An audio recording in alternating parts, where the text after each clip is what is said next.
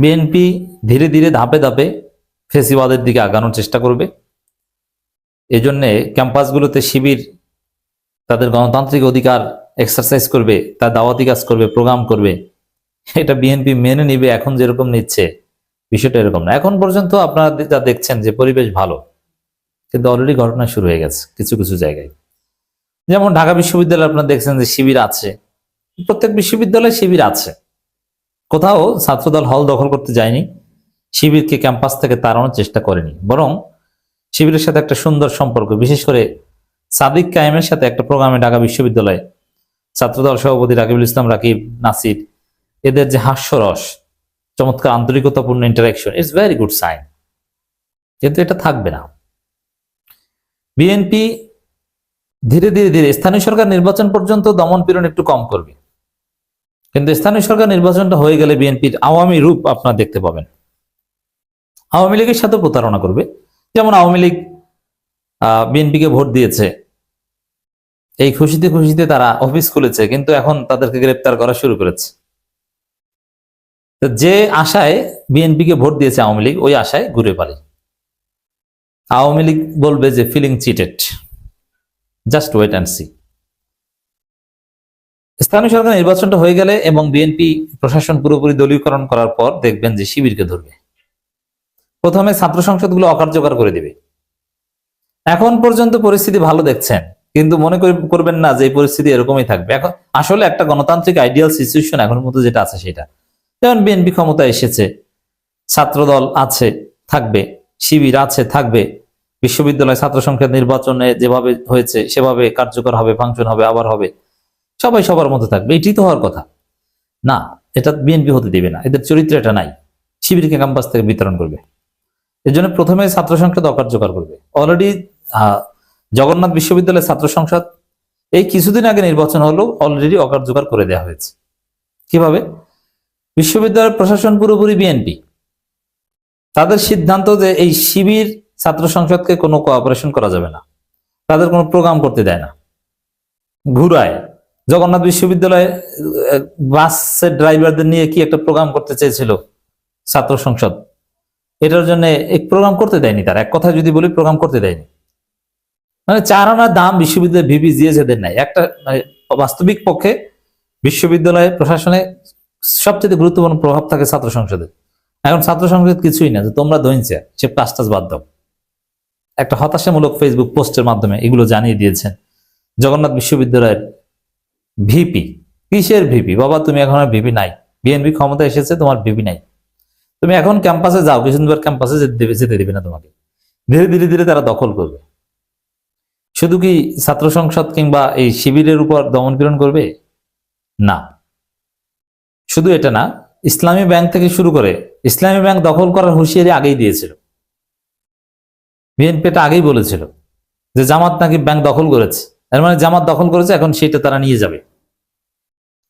Already জামাতপন্থী কর্মকর্তা যারা আছেন একদম ঊর্ধ্বতন, তারা আতঙ্কে আছে, এবং যাদেরকে চাকরিচ্যুত করা হয়েছিল এসালামের লোকজন, তাদেরকে বিএনপি সরকার চাকরি ফিরিয়ে দিবে। এবং জামাতেরও কেউ কেউ চাকরি ফিরিয়ে দেওয়ার পক্ষে। জামাত এটা নিয়ে তেমন কিছুই করতে পারবে না। তো দর্শক, সামনে একটা ভয়াবহ পরিস্থিতি আসবে। তবে স্থানীয় সরকার নির্বাচন পর্যন্ত এটা কিছুটা চুপচাপ থাকবে, স্থানীয় সরকার নির্বাচনের পর এটা জোরালো আকার ধারণ করবে। এজন্যে যা করার শিবির, এনসিপি এদেরকে আগেই করতে হবে।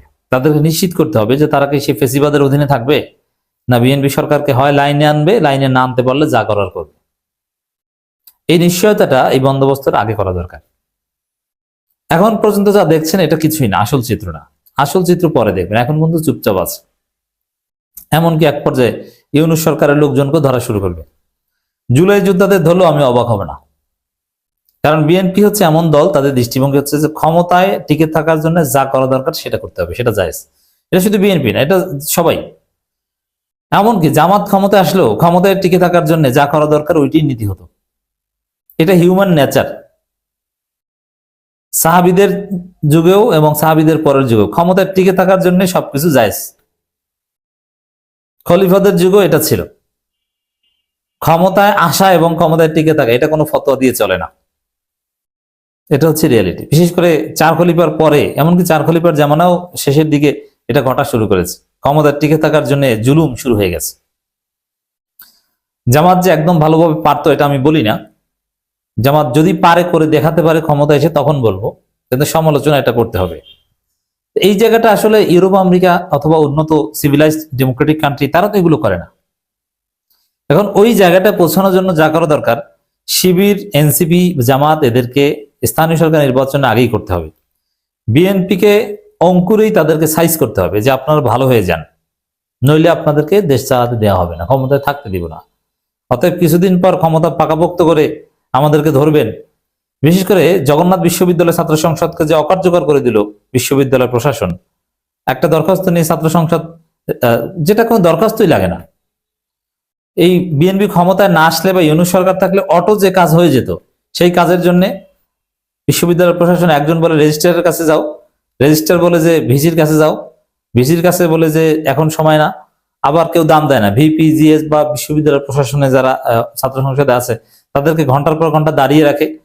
মানে তারা এখন, যে সময় একটা ছিল যে ভিপি, জিএস এর সিরিয়াল পাওয়ার জন্য বিশ্ববিদ্যালয় ভিসি, রেজিস্ট্রার এরা দাঁড়িয়ে থাকে যে ভিপি বাবা তুমি কখন আসবে, এই কাজটা একটু করা দরকার।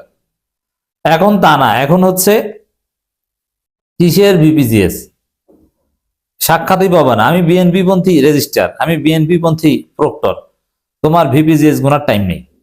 এটা অলরেডি শুরু হয়ে গেছে। তো দর্শক, শিবিরের বর্তমান যে অবস্থা, রমজান উপলক্ষে শিবির নির্বিঘ্নে প্রোগ্রাম করতে পেরেছে। ঢাকা বিশ্ববিদ্যালয়ে ইয়া নবী সালাম আলাইকা গেয়েছে, আরো কাসিদা, আরো অনেক কিছুই উদযাপন করেছে।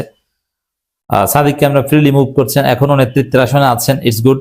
ঢাকা বিশ্ববিদ্যালয়ে রমজানকে স্বাগত জানিয়ে মিছিল করেছেন, সারা বাংলাদেশেই রমজানকে স্বাগত জানিয়ে মিছিল করেছে। তবে একটা বিষয় লক্ষণীয়, যে উপস্থিতি অনেক কম।